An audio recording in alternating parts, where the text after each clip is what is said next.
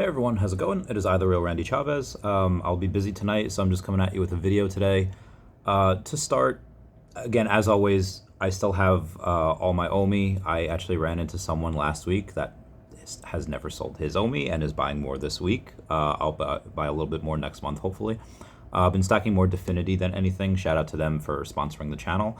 And getting a little bit of Mudo's DNA. Shout out to them for sponsoring the channel as well. If Figpin, which also sponsors the channel, they dropped a token, I would get that too. I love them. But for Omi, we have a Omi token roadmap now, at least for Stacker. You have Omi to NFT, you have fiat onboarding, so being able to go and purchase your Omi with a credit card is absolutely insane. Do we get that next month? Do we get that in 8 months? I don't know. We're not 100% sure of the timeline, but that is coming. There are social logins, there are token gated features, there is Omi tipping, so you'll be able to tip your favorite content creators in Omi or anywhere at all. So a lot of that is just really fun. When do we get that? I don't know. It could be next month. It could be in Q3 of next year. We're not 100% sure. But that is something that still makes me bullish long term. Short term, you still have like 14 billion Omi on Bit4x that's yet to be released. Does all of that get released to the public? Probably not. There's still probably some people that it's on there. They have no idea that it's on there, that we're able to get it off. They might not have any idea that Bit4x is even down. Outside of that, how much, even if it's a couple billion Omi gets off of there and then they go to sell it, yeah, I think that Omi could potentially go down more in the short term. But again, that short term, honestly, without any US exchanges though, it might be a little hard to try to overcome that. So like I said, we've been in the 0002s before. We're up 4% today to 00033, and again, that is what it is. But again, that's short term. As long as we get an exchange, at least an American exchange, I think it'll kind of level out and go up again. Or you just wait for the narrative to hit, which again, I mean, Bitcoin's a narrative right now. Bitcoin and memes are kind of that. DSci has been taken off, so again, that's why I really like Mudo's DNA, which it's not available right now publicly. You can get in the pre-sale if you want. But for Omi, yeah, we could be waiting another year for that to really go up. Or it could happen next month. Again, we really have no idea. But again, enough on that. The purpose of today's video has to do with bananas. And why? Well, David Yu has posted twice now, once on Instagram and once on X, about the banana that was sold for $6.2 million by that Chinese-born crypto entrepreneur, and he plans to eat it, which is great. I think that that's such a waste of money, but whatever. It's causing waves, sending a message, and that type of thing. Could that go and kick off a further bull run for NFTs? Could it do it for? I mean, it is art. You have a lot of people, especially crypto people, that buy obscene works of art. And then you also have VeVe going in, and they posted twice about it as well. And my first thought was bananas in pajamas, walking down the stairs, going out in pairs as well. But outside of that, there's a history of bananas, at least what America has with them.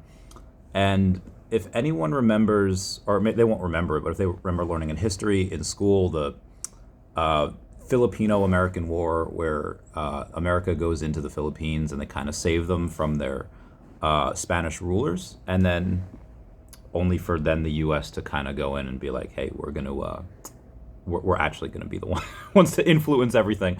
Yeah, there's been some mistakes made in America's history. Anyway, that was in the 1800s. Around that same time, America also helped kind of, I've got to be careful the words I say here, lock down. I don't want to say invaded.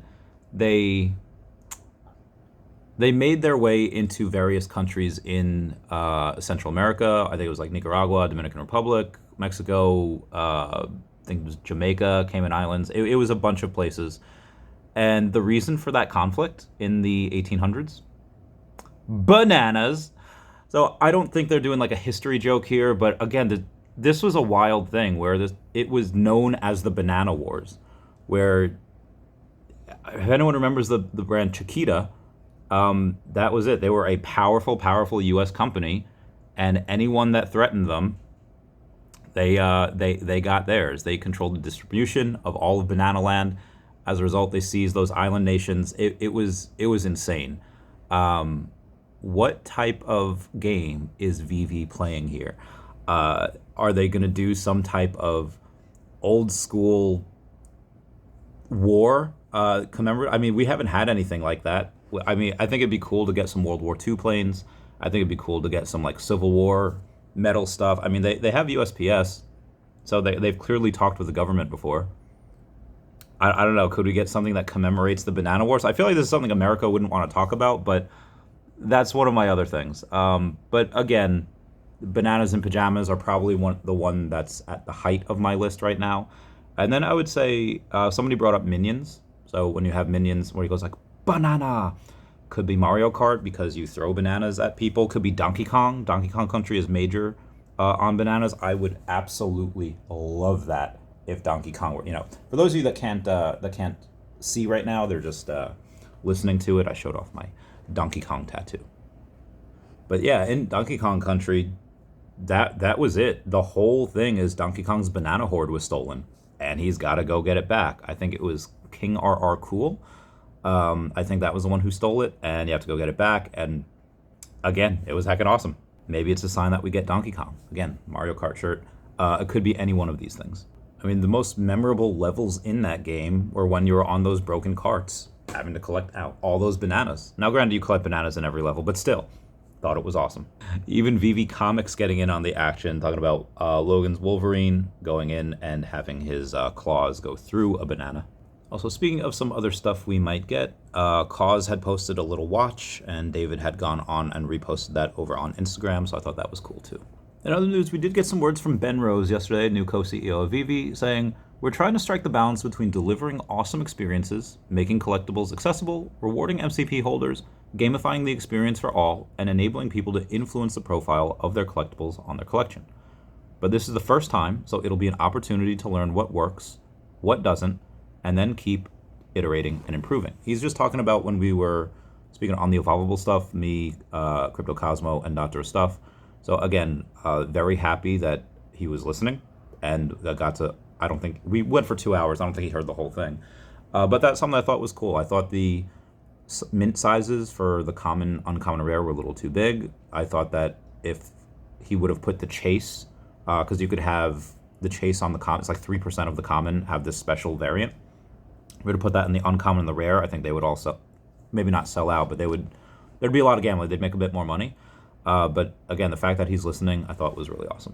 He's been going really hard on like his tour, going on to Spaces all the time. I don't think there's been a day that's gone by where he hasn't been paying attention to the community on Spaces, on someone's YouTube channel. So he seems to be doing the right things. Also, ever since Gary Gensler had announced that he was going to step down on January 20th, Bitcoin's rocketed up. Bitcoin did touch 99K. It's back down to 98 right now. But yeah, it was... And this is what I really like about a lot of the alts that haven't really run yet. What else is at all-time highs? Outside of it, maybe like Solana. ETH is not at all-time highs. So there's a whole lot of bull run left. I was talking to a client of mine the other day. He's like, "Randy, I should have listened. I should have gotten to Bitcoin at 55. I was like, yes, you should have. But also now that, I mean, could you still get in and it doubles by next year? Sure, maybe. There's lots of people that think it goes to like 200, 250. Maybe it goes higher than that, or maybe because everyone says 200, 250, maybe it only goes to 150. We don't know. But I was telling them, like, listen, if you want to get into other stuff now, and again, to some of the stuff that you guys know I have that I told them, Devi, Omi, Definity, all that. And obviously there's other stuff too, but yeah. Anyway, guys, that's it for me today. Comment down below what you think of the banana theory. Comment, like, and subscribe. Comments are good for the YouTube algorithm. Everyone say, "Where's Dashi?" I'll be back soon. Bye. Meow, meow.